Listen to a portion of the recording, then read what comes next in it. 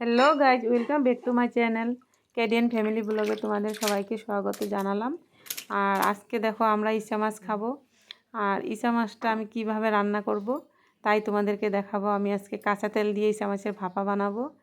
আর আমাদের এখানে কিন্তু এত বড় বড় ইচা পাওয়া যায় না, সব সময় কোনো সময় পাওয়া যায়।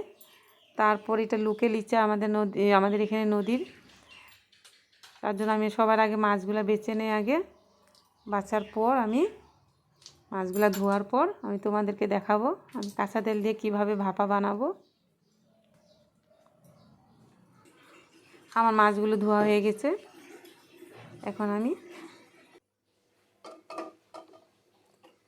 আমি আমি ভুলে গ্যাসটা জ্বালিয়ে দিয়েছিলাম। আমি এখন অফ করে দিব, কেননা ঠান্ডা কড়াইতে আমি সব কিছু দিয়ে নিব।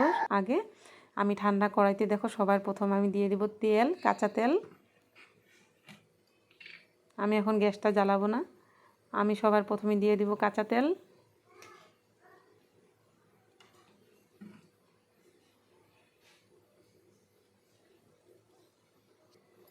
আমি এখানে 2-3 চামচের মতো তেল দিয়ে দিলাম। তারপর আমি পেস্ট করা পোস্ত আর সরষে, কাঁচা লঙ্কা এগুলো সব একসাথে বাটা আমি সেটা দিয়ে দিলাম একসাথে কাঁচা তেলের সাথে। তারপরে দিয়ে দিলাম আমি হলুদ। তারপর আমি দিয়ে দেবো এখন লবণ আন্দাজ মতো। তারপর এখানে আমি দিয়ে দেবো খানিকটা জল।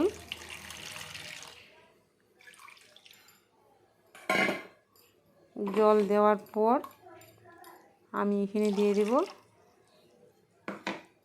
কাঁচা লঙ্কা। তারপর আমি মশলাটা অল্প গুলে নিব। গুলে নেওয়ার পর এখানে আমি দিয়ে দেব কাঁচা লঙ্কা।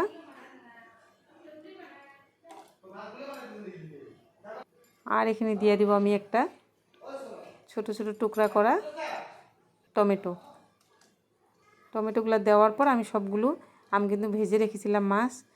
এমনি তো ইচা মাছের ভাপা খেলে কাঁচা বানাই, কিন্তু আমি আজকে ভেজে বানাবো। তারপর আমি এখন দিয়ে দিলাম মাছগুলো দেওয়ার পর আমার এখানে সব কিছু দেওয়া কমপ্লিট হয়ে গেছে। এখন আমি গ্যাসটা জ্বালিয়ে দিব। গ্যাসটা জ্বালানোর পর আমি এখন ঢাকা দিয়ে দিব। ঢাকা দেওয়ার পর আমি 10-15 মিনিটের মতন রান্নাটা করব। এখন আমি ঢাকনাটা খুলে দিলাম। দেখলাম ভাপাটা হয়ে যাচ্ছে।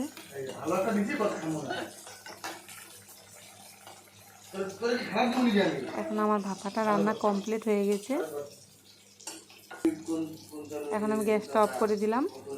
তারপর আমি এখন এই যে বাটিতে ঢালার পর তোমাদেরকে দেখালাম। কিন্তু এইভাবে ভাপা বানিয়ে খেয়ে দেখো, আমি 100% বললাম, অনেক টেস্ট হয়। যদি ভিডিওটা ভালো লাগে তোমরা লাইক কমেন্ট করবে। বাই।